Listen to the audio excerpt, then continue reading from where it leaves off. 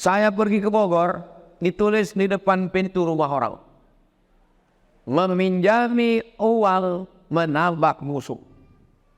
Berfoto saya di depan itu, saya posting di Instagram.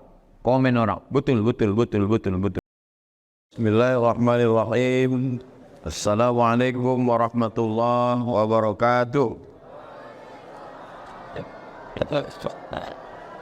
Allahumma salli ala Sayyidina Muhammad wa ala ali Sayyidina Muhammad. Apa hukumnya orang yang selalu menghindar saat ditagih hutang, padahal hutangnya sudah dimulai dari tahun 2002? Apakah ada masa kadaluarsa hutang? Buka surat Al-Baqarah ayat 282. Ya ayyuhalladzina amanu, wahai orang beriman, idza tadayantum bidainin, kalau kalian menjalin transaksi utang piutang, ila ajalin musamma, sampai batas waktu tertentu, faktubu, tulis, wal yaktub bainakum katibun bil adli, diangkat seorang penulis yang adil, wastashhidu syahidaini min rijalikum, angkat 2 orang saksi laki-laki, illam yakuna rajulaini, kalau tak ada 2 orang laki-laki, farajulun, 1 orang saksi laki-laki, wa imra'atani, 2 orang saksi perempuan, antadilla ihdahuma fatudzakkira ihdahuma al-ukhra, kalau ada yang lupa yang lain mengingatkan. Walaupun tetangga, walaupun anak kandung, walaupun saudara kandung, utang piutang ditulis. Karena terjadi nanti masalah sengketa mati, itulah yang dibawa ke pengadilan. Yang kedua, kalau sudah ditetapkan tanggalnya dibayar 1 Januari 2024, ditagih, tidak dia bayar, fa in kana dzu usratin fa nadhiratun ila maisarah, kalau dia tak bisa membayar pada tanggal yang sudah ditetapkan, fa nadhiratun ila maisarah, kasih dia tenggat waktu sampai dia lapang. Kapan kau bayar? Nantilah udah agak lapang sedikit, bulan April, kasih 2 bulan. Tak juga sanggup dia membayar. Yang ketiga, wa anta saddaqu khairul lakum, nampaknya lebih banyak pula minyak kita habis daripada yang mau ditagih. Gara-gara menagih naik asam lambung, asam urat, mati mendadak kita. Maka pakai jurus yang ketiga, wa anta saddaqu khairul lakum, lebih baik kau sedekahkan daripada aku menagih, aku mati di jalan lalu lintas ditabrak, naik darah tinggiku, kau makanlah duit haram. Tak ada expired itu tahu. Maka jangan sayang, daripada kau nanti tak membayar, lebih baiklah saya kasih ini ada 10-20 ribu, tak usah bayar lagi, daripada saya pergi ke Bogor, ditulis di depan pintu rumah orang, meminjami uang menambah musuh. Berfoto saya di depan itu, saya posting di Instagram. Komen orang, betul. Meminjami orang sekarang menambah musuh. Dulu hubungan kita baik, jadi tak baik gara-gara itu. Dia takut berjumpa, kita pun mau mengamuk-ngamuk. Terbawa ke ceramah, terbawa ke cakap ke bini, terbawa ke komunikasi sehari-hari. Nah, ini jadi masalah utang piutang ini serius. Orang yang berutang, tidak membayar utang, maka rohnya tak diterima Allah SWT, walaupun mati syahid. Maka bayarlah hutang.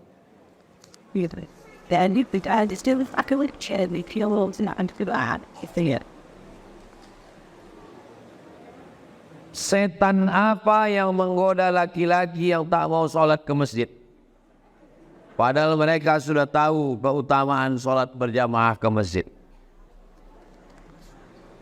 Setan ini banyak. Alladzi waswisu fi sudurin nas minal jinnati. Ada dari kalangan jin, ada dari kalangan manusia. Siapapun yang berbisik-bisik menghalangi sholat ke masjid, maka dia adalah setan. Kalau ada istri, janganlah abang ke masjid, berarti istri setan. Kalau ada kawan, tak usahlah kau ke masjid, berarti kawan setan. Mana dalilnya manusia itu ada setan? Syayatinul jinni wal ins. Ada setan dari kalangan jin dan manusia. Nah, jadi kalau ada orang tidak digoda setan, tidak diajak manusia, tidak dibisiki jin, tak mau ke masjid, itu berarti dia dirinya sendiri. Itu yang disebut dengan hawa nafsu. Lawan hawa nafsu. Jangan sampai jenazah kita yang dibawa ke masjid. Hidup ini tak lama. Yang kaya-kaya mati, yang miskin-miskin mati, pejabat-pejabat mati. Pada akhirnya kita akan mati. Rumah tinggal, harta tinggal, kerja tinggal, duit tinggal, rekening tinggal. Yang dibawa kekal abadi di antara ibadah adalah sholat. Laki-laki sholat berjamaah ke masjid. Jangan sampai tak sembahyang ke masjid. Perempuan sholatnya di rumah. Kalau dia ke masjid boleh. Ada pengajian, ibu-ibu hari ini datang, boleh. Tapi hukum asli laki-laki ke masjid.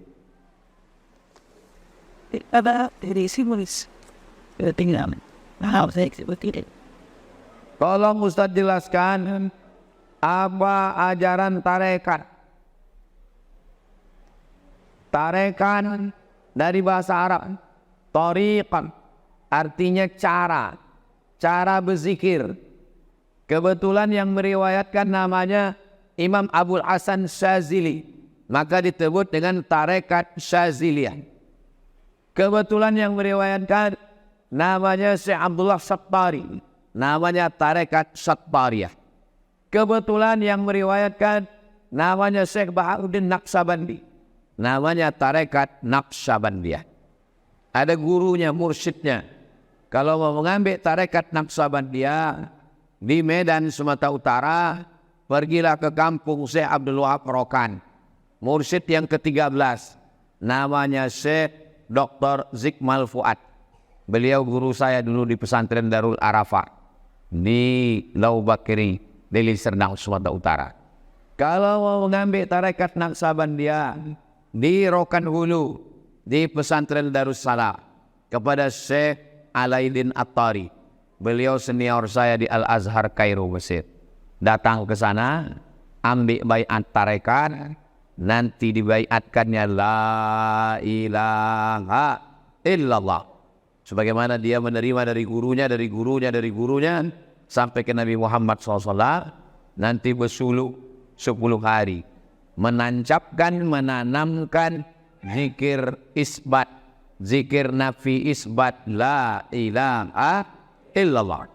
Menancapkan zikir ismuzat ke dalam qalbu. Allah, Allah, Allah, Allah, Allah, Allah, Allah, Allah, Allah, Allah. Supaya apapun kerja kita mengingat Allah. Cepat kita ingat kepada Allah Subhanahu wa ta'ala. Kalau mau ikut tarekat, tengok dulu siapa syekh mursyidnya. Sudah saya kasih 2 contoh. Pergilah ke Rokan Hulu atau ke Besilang. Itu sebagai sampel contoh. Apa beda Syiah dengan Ahlus Sunnah? Kata Syekh Ali Jum'an, mufti Mesir, guru besar di Al-Azhar, ada 5 ajaran Syiah yang kita tak bisa bersama. Gara-gara 5 inilah kita tak mungkin bisa ikut Syiah. Yang pertama, Syiah percaya kepada Imam 12. Masuk rukun iman dia. Maka disebut dengan Syiah Imamiyah Isna Asyariyah. Imamiyah, Isna Asyariyah 12. Siapa yang tak percaya kepada Imam 12, kafir menurut Syiah. Bapak Ibu percaya kepada Imam 12? Bapak Ibu percaya kepada Imam 12?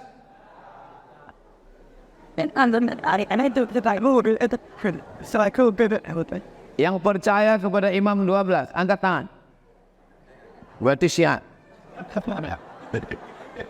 Siapa yang tak percaya kepada Imam Dahlan, itulah maka kita tak bisa ikut Syiah. Karena bagi mereka imam yang 12 maksum. 2, kata mereka Quran itu diturunkan kepada Nabi Muhammad, dirubah oleh Abu Bakar dan Umar.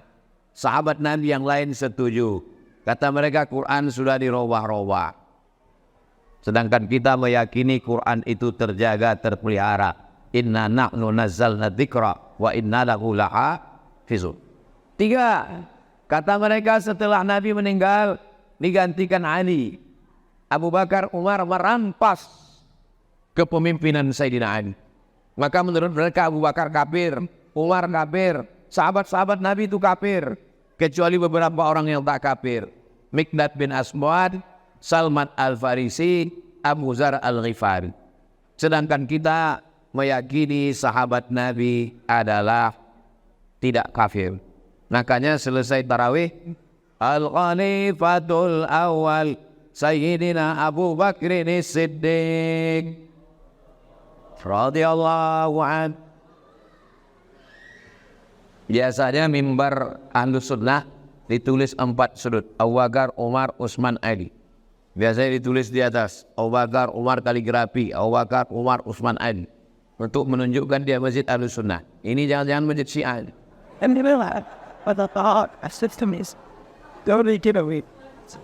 Kalau antum tengok nanti di masjid ada mimbar tulis Abu Bakar, Umar, Utsman, Ali. Di atas kaligrafi Abu Bakar, Umar. Itu untuk membedakan dengan Syiah. Karena mereka melaknat Abu Bakar dan Umar. Setiap pagi dia laknat, Allahumma la'an sanamai Quraisy. Ya Allah, laknatlah 2 berhala Quraisy. 4, mereka meyakini namanya nikah mut'ah, nikah kontrak. Aku nikah dengan engkau dari jam 8 pagi sampai jam 5 sore tunai sah. Sedangkan kita tidak meyakini nikah mut'ah. Nikah mut'ah berarti zina. Itulah mengapa banyak anak-anak muda suka ikut Syiah, karena ada nikah kontrak. Kuliah ke Bandung, ikut Syiah, nikah kontrak, kos-kosan. Yang rugi laki-laki apa perempuan? Jangan mau kalian ikut Syiah. Laki-laki untung aja dia, modal flash disk saja. 5, Syiah ada namanya taqiyah. Taqiyah itu kalau kebetulan jumpa sama orang NU, dibilangnya dia NU. Jumpa sama orang Muhammadiyah, dibilangnya dia Muhammadiyah. Tanyanya, kau apa? Ahlus Sunnah, aku Sunni. Kau apa? Syiah, aku Syiah. Namanya taqiyah. Kalau bahasa kitanya apa? Munafik. Apa itu binatang? Kalau kuning, kuning nih. Kalau hijau, hijau. Apa namanya? Bunglot. Nah, itulah dia. 5 titik ini membuat kita tidak bisa berjumpa dengan Syiah. Mudah-mudahan Allah menyelamatkan Pekanbaru ini dari Syiah.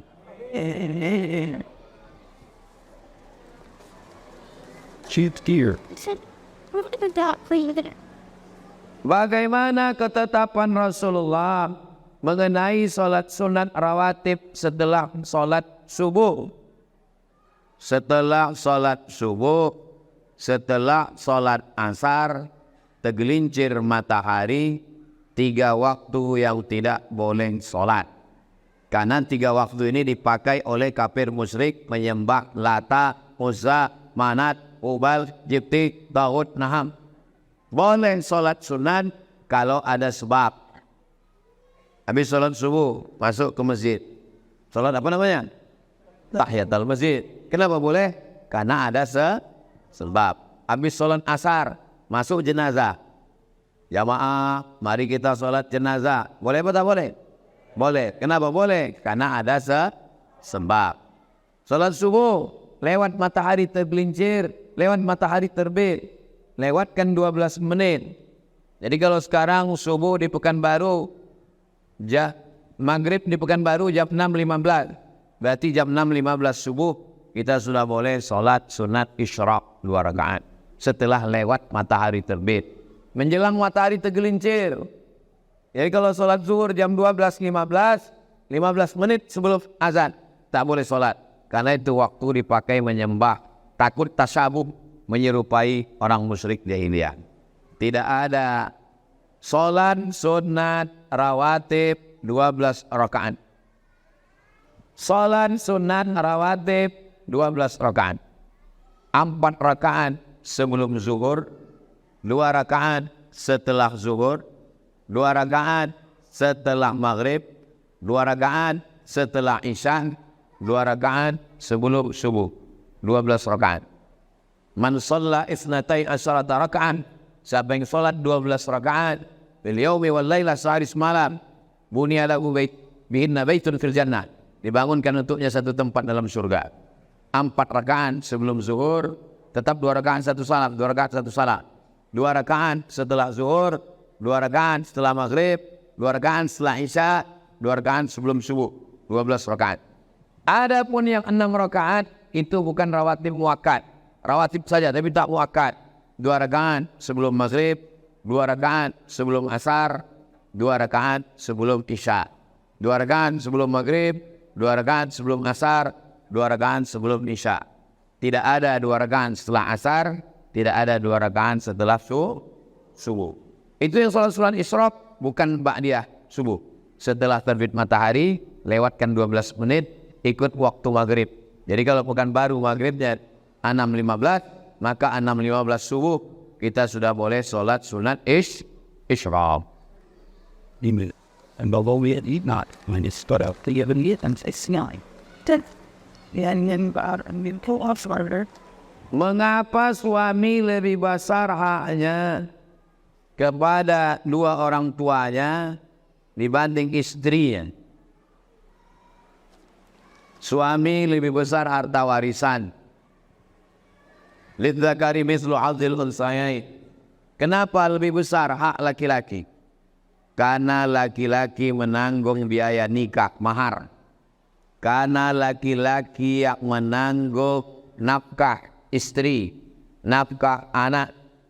Ada 3 duit laki-laki keluar. Pertama, makan. Kedua, pakaian. Ketiga, tempat tinggal. Ada 5 kewajiban laki-laki yang hak perempuan. Makan, pakai, tempat tinggal, pendidikan, perhatian. Laki-laki dapat lebih banyak bukan karena lebih mulia, tapi karena tanggung jawabnya lebih besar. Kenapa anak laki-laki lebih bertanggung jawab? Karena perempuan lemah. Perempuan di rumah. Asal perempuan di rumah. Laki-laki yang bekerja mencari nafkah. Itulah mengapa laki-laki yang menyantuni orang tuanya. Karena laki-laki yang bekerja, laki-laki yang dapat duit. Perempuan hanya mengandung. Perempuan hanya mengandung. Yang menyusukan ibu susu. Makanya yang menyusukan Nabi Muhammad yang pertama Suwaibah, yang kedua Halimatus Sa'diyah. Ibu menyusukan anak mestinya diupah oleh bapak. Kau karena udah menyusukan anak aku kasih kau duit. Ada ibu dikasih duit? Nah, minta duit sama. Yang belanja ke pasar, bapak. Kalau kaya dia disediakannya pembantu. Kau duduk aja di rumah, mengandung melahirkan anak. Ini tukang masak, ini tukang cuci, ini tukang urus anak. Kau pakai skincare. Tapi karena dia tak mampu, akhirnya ibu pun rela. Apa kata ibu? Bang, biarlah aku yang memasak, biarlah aku yang menggendong anak, biarlah aku yang mencuci, biarlah aku yang mengurus rumah, asal kau jangan berbini lagi. Jadi laki-laki itu berat. Maka sekarang banyak yang tak mau jadi laki-laki, akhirnya dia jadi bencong. Doakan anak-anak kita kaya raya supaya dia membahagiakan istrinya.